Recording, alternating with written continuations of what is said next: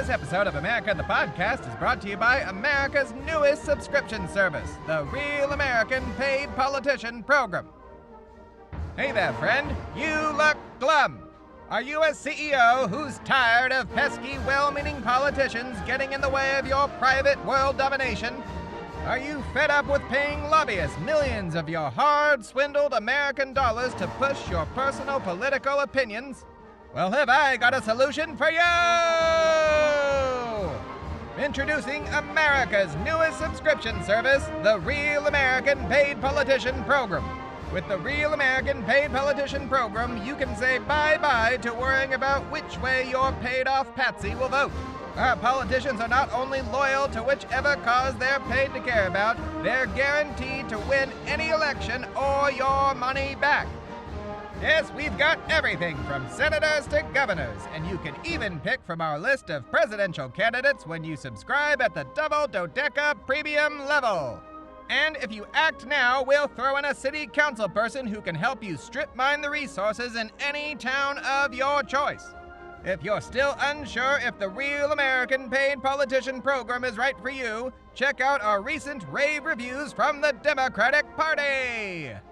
That's the Real American Paid Politician Program, available wherever freedom is sold. Your 12-month subscription will automatically renew each year, often not valid in Alaska.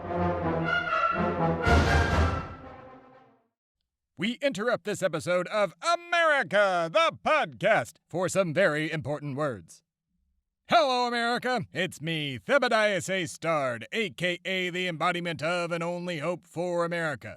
Here to remind you to not miss our new mini-episodes that will be on our off week. These episodes will contain audio versions of rapid-fire news and my very important segments, as well as very special readings from documents from the Revolution, and in the case of this episode, a very special reading of a very special song next week. And lastly, don't forget to tell your friends about America, the Podcast, and you yourselves need to go and subscribe and or leave a review right now. Right now. Go, I'll wait. Oh, I can't wait. Okay, well, then it's time for the show. And by that, I mean it's time for America, the Podcast.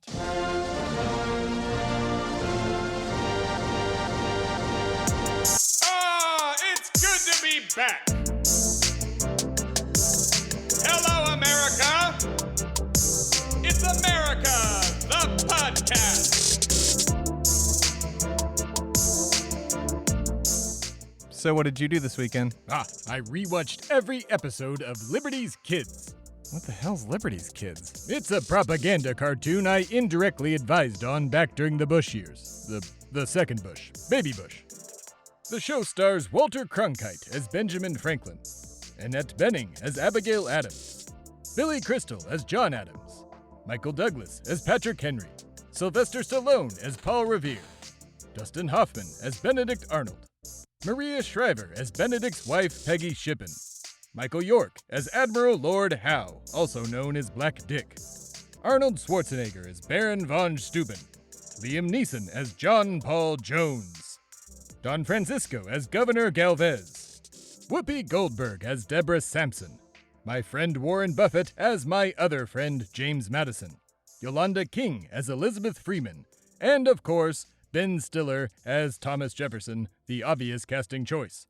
Put a link to the show in the description of this episode. It's on YouTube, every episode. Damn, that's a stacked cast. Is it good? Of course it is. It's about the history of the American Revolution, and it's an early 2000s cartoon. Millennials and Gen Z will love it.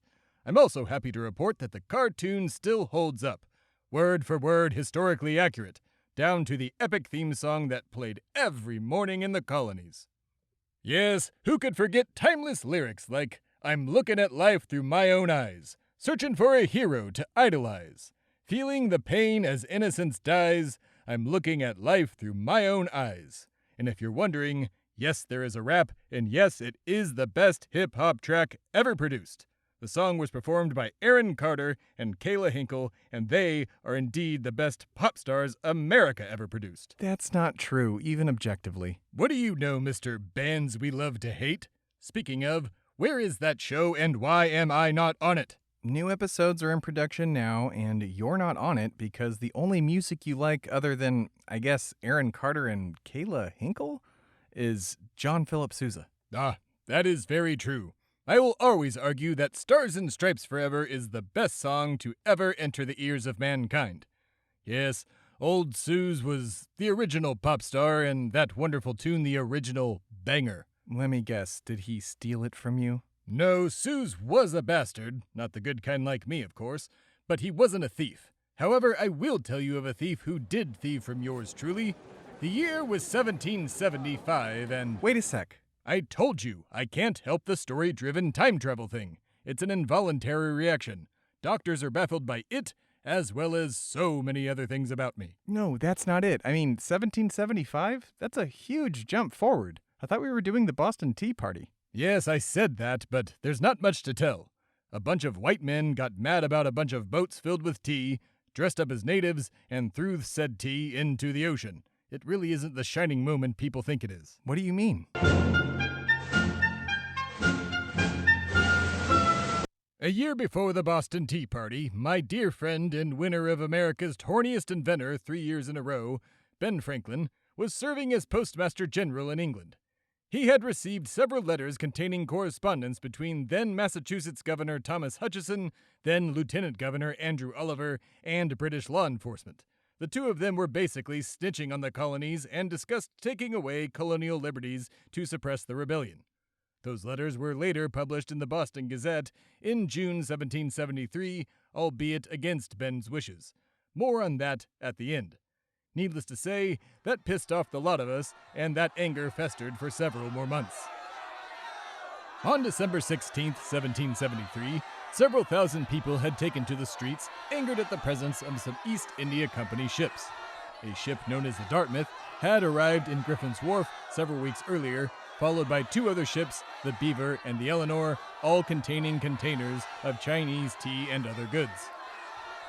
Several weeks earlier, after the first ship had arrived, Bostonians had petitioned Governor Hutchison in the form of an armed mob to have the tea sent back.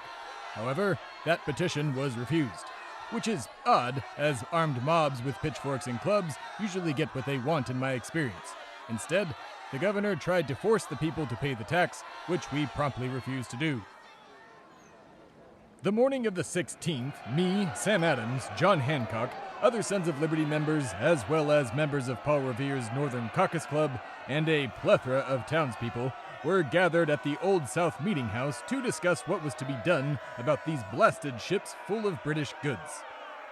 Sam was giving a rant that would make Tucker Carlson say, "Whoa, that guy talks way too much." It was rather boring, so I left to grab some food while he droned on. You left in the middle of a speech by the Sam Adams? Well, to me, he's just Sam, the guy I drank and discussed liberty with. Honestly, once you've heard one rant about liberty, you've heard them all. That's surprising coming from you. Listen, when I speak my very important words, they're intentional. Sam just likes to pick fights when he's drunk and like to hear the sound of his own voice. Real talk, if it hadn't been for Sam's drinking problem, we might still be under British rule. Wait, wasn't it the morning time? Why was Sam drunk? Because it's Boston. Everyone was and is wasted 24/7. And if they say they're not, they're lying drunk. Right. I'm getting the feeling everyone was just drunk throughout the revolution. More or less, but the water was disgusting. Beer and wine was healthier to drink. Fair enough. Anyways, after I got back from my favored local lobster merchant, I took a seat at the bar to enjoy a bucket of fresh lobster tail.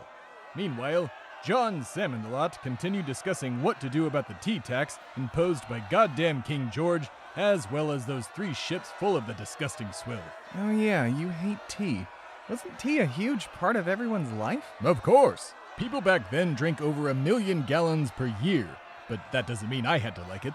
However, I was still just as upset about the tax as my countrymen were. Everyone seemed to have an idea on what to do about the ships, setting them on fire, making a bunch of waves in the harbor to capsize them, seeing if Salem had any more witches left over who could make the ships disappear.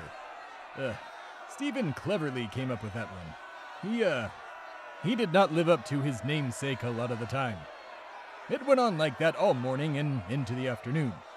Idea after idea was thrown around.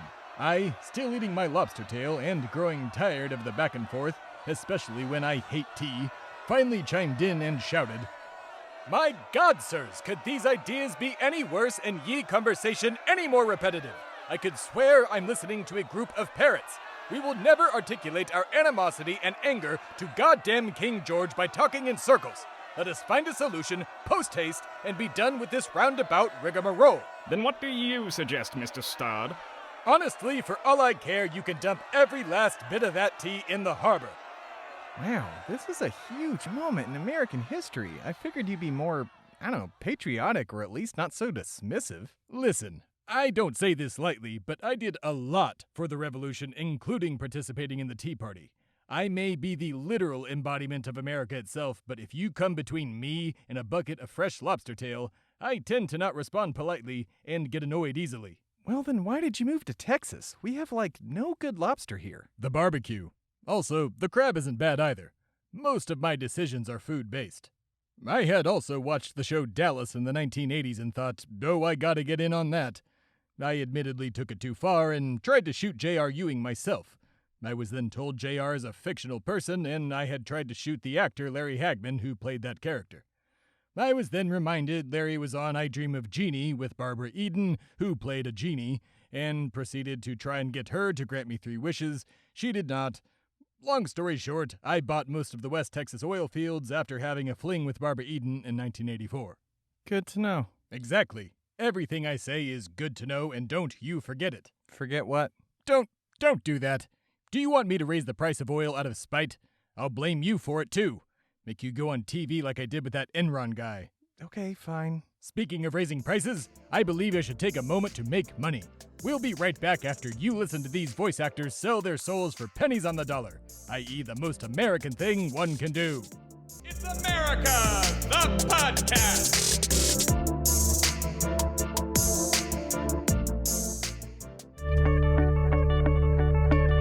America the Podcast is brought to you by Houseplants. Houseplants. Kill something that doesn't scream. It's America, the podcast! And we're back with America the Podcast and my tale of the Boston Tea Party. Let's see, where were we? You suggested throwing all of the tea into the harbor. Ah, yes. While I was being slightly sarcastic, Sam and the rest of the Sons of Liberty took me literally, which one should never do. Honestly, for all I care, you can dump every last bit of that tea in the harbor.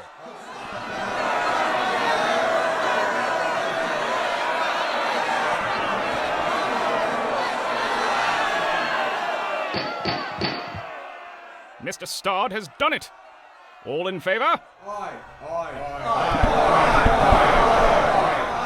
This meeting can do no more to save the country. And with that, the plan was made, albeit by accident on my part. Our group departed with a plan to meet up later that evening. I myself went home, took a nap, ate an entire chocolate cake, and napped again. Despite unintentionally convincing my countrymen to destroy property, I was well rested and ready to raise hell. I grabbed my log-cutting axe, my finest scarf to cover my wonderful face and protect my incredible identity, and a skin of bourbon, for the walk to the harbor. For the walk? It was cold out and I needed to warm up, plus everyone else had the same idea. Well, almost the same. I arrived and every single person had decided to put on brown face and dress like Mohawk natives so they could disguise themselves. You didn't dress up? Aside from my incredible scarf gifted to me by the King of Portugal, absolutely not. I may be an asshole, but I'm not a racist. One can be 2 things. But you're the embodiment of America, which is, pretty racist, especially back then. I am indeed the embodiment of the good and the bad in America, but, like all of America, I keep the bad parts hidden as best I can until it comes out screaming something like, I don't know, Ted Cruz's dad killed JFK. The point is, I and America are trying to do better, albeit slowly, but indeed surely. May I continue? Yes, go on. I will go on. As I was shouting, me and all of my angry drunk friends proceeded to storm all 3 ships that night. Everyone carried tomahawks because, racist costume and all, while I wielded my mighty axe. I think I still have it somewhere. Why are you searching in the studio? I keep all of my things here. Do you live here? Conversation for a different time. Ah, here it is. Whoa, cool. Why were y'all carrying axes? To destroy boxes of tea, of course. And I did so with jubilance. Ha ha! Ha ha ha ha! Ha ha!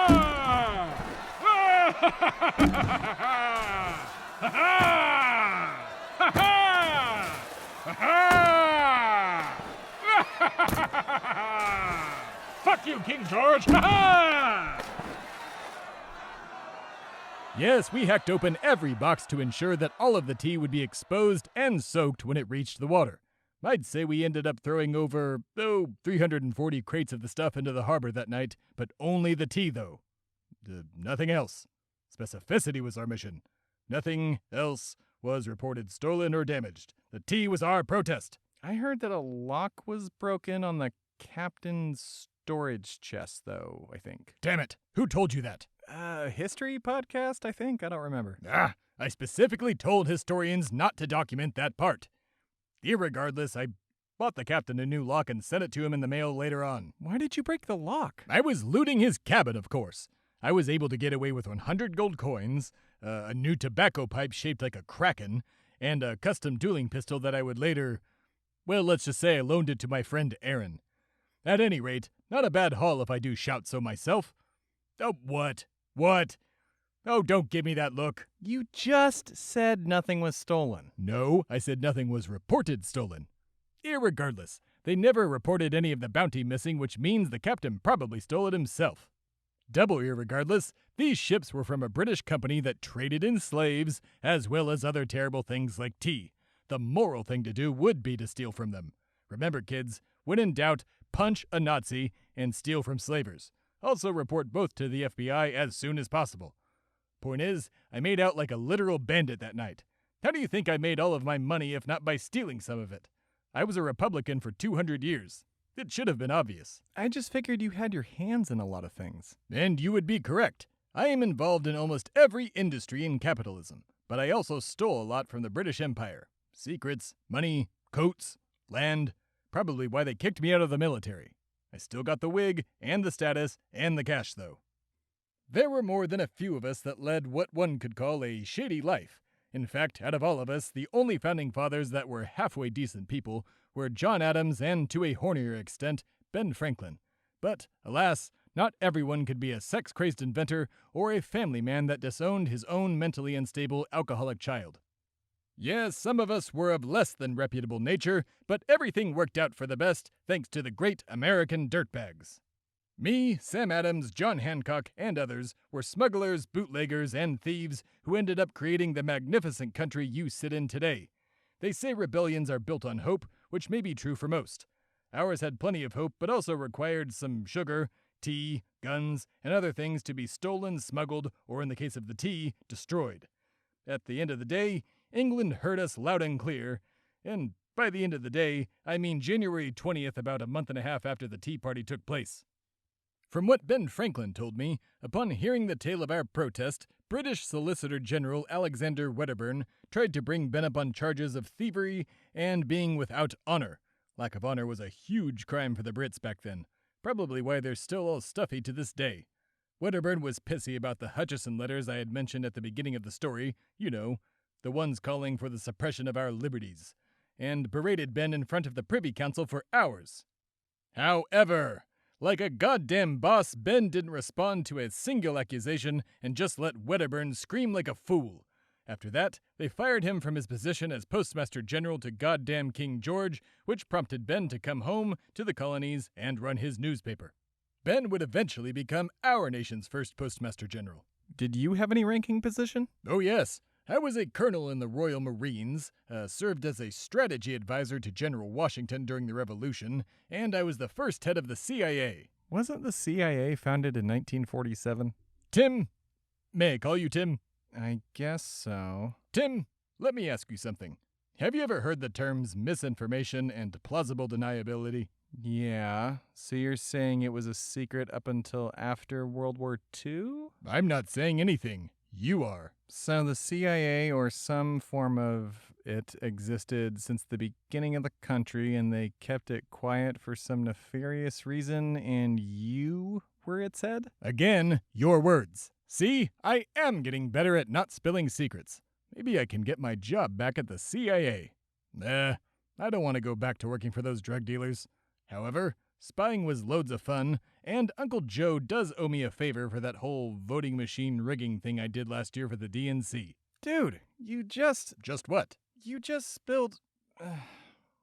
Never mind. So is that the end? It is indeed the end of this story, with many more to come. Not long after our protest, the intolerable acts were passed and more troops were sent to our shores. We even had to house them in our homes. When that happened, I was like, I'd like to throw these soldiers in the harbor. And I was like, I'd like to throw these soldiers in the harbor. No, I get it. But you didn't laugh. Uh-huh. Anyways, this arrival of British troops prompted a certain ride by a certain patriot to take place. Paul Revere? What? No, me. Paul takes all of the credit, mostly because he claimed that he did a lot of the work. But I was also there, in a carriage with John Hancock. But that is a story for next time. I will be in your ears again in 2 weeks, America. We'll also be releasing mini episodes with special content like readings from documents dating back to the Revolution. That way we keep you, what's the word? Engaged. Engaged, right. Creating and promoting digital media is still strange to me. Back in my day, one book came out every 6 months. All we had was that book, and half the time the book was only 60 pages long. People these days don't know how good they have it. Anyways, should I keep ranting? I hear Gen Z loves listening to old people rant about the good old days. No, we're good. Perfect. I'm starving. I think I'll go have a lobster roll. Thanks for listening, America. Good night and good fight. It's America, the podcast! This has been America, the podcast, hosted by me, Theb A Stard, the embodiment of and only hope for America. Tim is also there. You can catch my very important show every week on iTunes, Spotify, Stitcher, YouTube, Shway Media, or wherever you get your podcasts. Go ahead and give my very important show a 5-star review on one of those fancy apps while you're at it. I command it.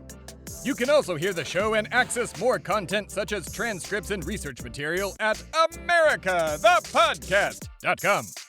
And don't forget to watch Rapid Fire News and other very important segments on TikTok and Instagram at America the Podcast. You can also find my very important show on Facebook and Twitter if you're into that sort of thing.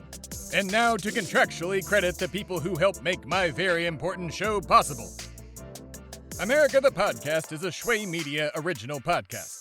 Writers for the show include me, Theb A Stard, Tim Phillippe, Alanah Matos, and Michael Sizemore.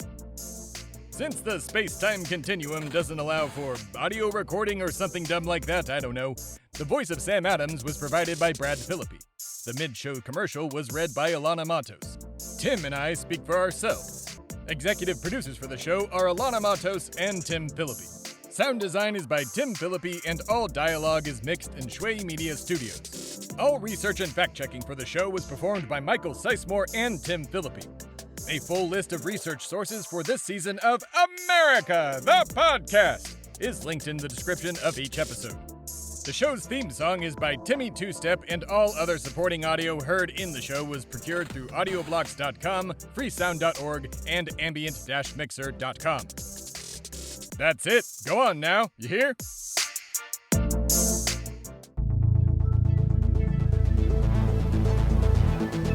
This has been a production of Shway Media, all rights reserved. For more information, please visit shwaymedia.com.